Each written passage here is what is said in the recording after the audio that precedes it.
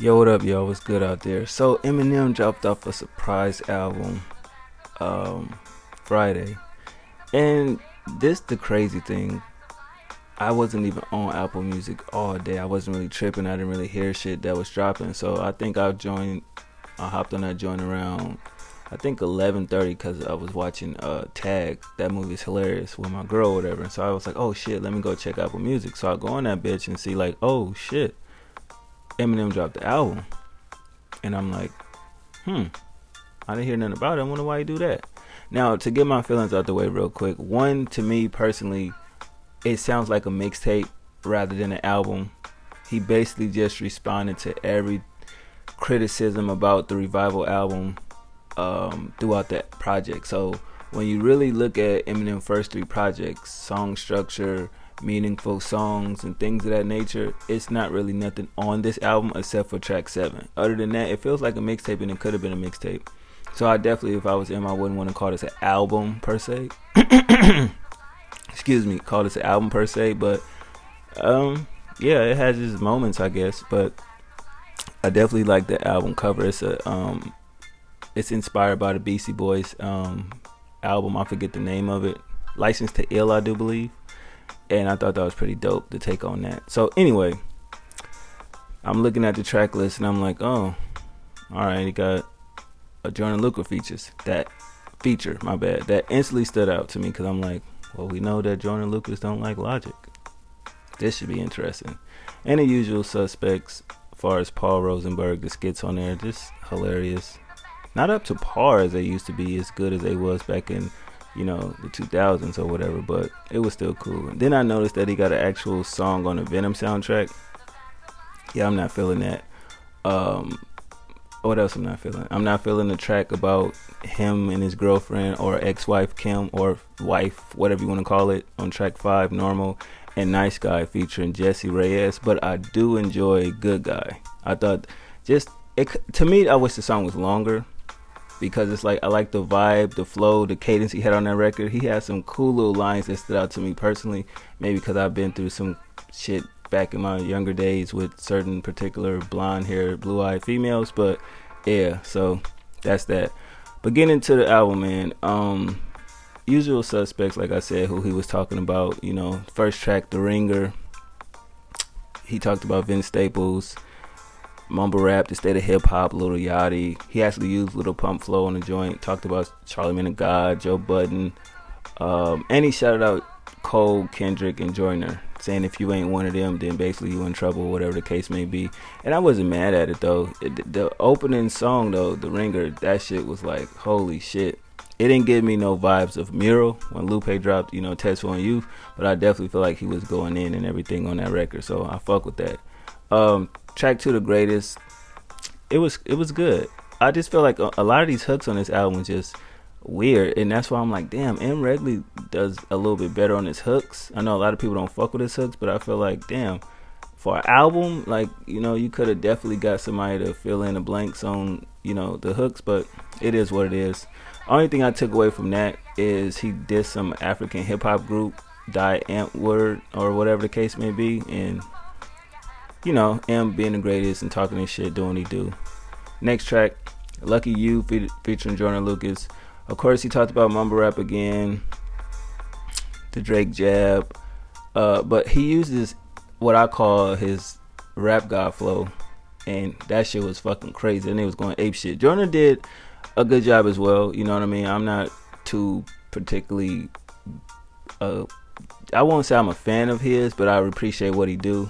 You know what I mean? If he can just stop dissing people and just literally just go ahead and just rap and show his, skill set. Even though I know he has songs that particularly have meaningful intentions behind them, but at the same time, it just seems like he gets off on, dissing certain people. And I know that sounds crazy because I'm like, oh, well, you saying that, but Eminem did a whole album dissing people. Yeah, but I mean, it's more motive behind it than anything. You know what I mean? Meaningful, I guess, if you want to call it that, a response.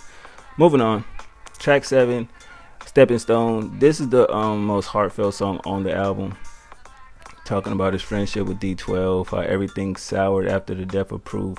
Basically, it's the end of an era, his reflections on the group of why they didn't blow up the way he did, and felt that everybody should have been a star, but then again, he just used him as a stepping stone to advance his career. And at the end of the day, D12 is no more. Moving along. Not Alike featuring Royce da 5'9". Somebody actually said something to Royce on the track. I forget how they put it, but basically that he couldn't flow on his shit or something like that, and Royce definitely clapped back at that nigga. If you remember what the tweet was, let me know in the comment section. But you know, I like how they used the Look Alive beat, and that nigga M was doing this, you know, mumble rap thing, trap flows and melodies or whatever. But basically, let's get to the nitty gritty. He killed the shit out of MGK. Now, when I heard this shit, I remember the tweet that he said, Haley looked at bad as shit. Was he lying? No. I mean, if you've seen Eminem daughter, nobody would have expected that, saying how it's Eminem and then, you know, his baby mother Kim. It's like, wow, she actually grew up to be absolutely stunning. And MGK said what he said, so he got banned from, you know, the radio station. He kept bringing that shit up in certain interviews. He kind of dissed Eminem on the Tech 9 song, whatever the case may be. But yeah, Eminem, he didn't really destroy him like he did, you know, a Nick Cannon or Mariah Carey or Ja Rule, but he definitely put that shit out there. Of course, MGK got hype if you've seen that on Instagram. And shout out to MGK though, because that freestyle he did on Hot 97 was crazy, and I need to know why him and G-Eazy is beefing, but I'm gonna get to that. That's another video for another day. But basically, you know, M just destroyed the nigga MGK on the song. Royce did what he did, but we know how Royce flow on certain records where it seemed like it ain't matching the beat per se. Like he's flowing, but it's kind of off beat or whatever the case may be. Yeah, so I fuck with that record though. Kamikaze. This is M reflecting on the criticism that came with the Revival album, shots at Drake, which I don't know why he wanted those shots at Drake all of a sudden. And the thing that stood out to me was he mentioned somebody freestyle on Shade 4-5, but yet they never really replayed it or whatever. You can't find the evidence of who he's talking about, and I thought that stood out to me about like, who the fuck is he talking about? And then he made his white rapper comparison, saying if I'm this and that, and why ain't no other white rapper done what I did? And you know, he got a point. Track 10, Fall, Charlamagne the God, Joe Budden. He takes more shots at mumble rappers. The way he did Joe is kind of funny, but at the same time, it's like, we kind of know that. You know, I don't believe in giving brownie points for something that we already know. You can't really 8 Mile your situation on this joint, you know what I mean, if he already did it, you know what I mean. Charlamagne the God diss, it's like, but they wasn't lying. I mean, that Fantastic Four, the thing bar was kind of weak as fuck. But in cartoons, if you really know your shit when it comes to Marvel, he is kind of orange. So I get the whole, you know, what M was going for, but it was kind of cringeworthy. Of course, his shouts to DJ Academics, because, you know, his thirsty ass jumped out the window when he thought Eminem, you know, was with some thought and got caught up, and he didn't know how to work the camera phone and things of that nature. And it's just like, niggas just be so thirsty to jump out there and get them views. And then in Tyler the Creator diss, where in this PC era we live in, yeah, he called Tyler the Creator a faggot, and everybody's upset about that. It's like, do you know who Eminem is? Have you not heard his body of work? I hate this PC culture we live in nowadays. You can't say faggot, bitch, or all type of other shit. Not saying it's cool to say it, but it's like, it should be freedom of speech. And the thing about this record, I like, he was like, go let Earl write your shit because you should know more than just 2 letters. I was like, okay, wow. Then another Drake jab. Then he got at Lord Jamar for what he said. We called Eminem a guest, which was fucking hilarious, because it's like, honestly, if we're gonna keep it a buck, I think people back in the early 2000s when Eminem came out, because I remember when Slim Shady LP came out, niggas from the hood wasn't rock with that shit. Hi, My Name Is was acceptable because we never seen nothing like that. When we got into the Marshall Mathers LP, niggas was like, yeah, white boy can spit. I remember going to high school and listening to this shit, and people were like, this white boy is crazy. He a fool. But I appreciate his lyricism, so I can kind of understand what Lord Jamar was saying. But niggas wasn't really looking at it how they trying to put it now, as far as Eminem, where it's like, oh, he's the GOAT and blah blah blah, and some people look at it like, white boy can rap, white boy cool, you know what I mean? But that nigga can flow. It's just that the topics that the content, a lot of people can't relate to that. You know, rape, you know, mother, killing women, drug abuse, and things like that. They can't, being poor, growing up in trailer park, you know what I mean? A lot of people can't identify with that. So I get the point what they saying.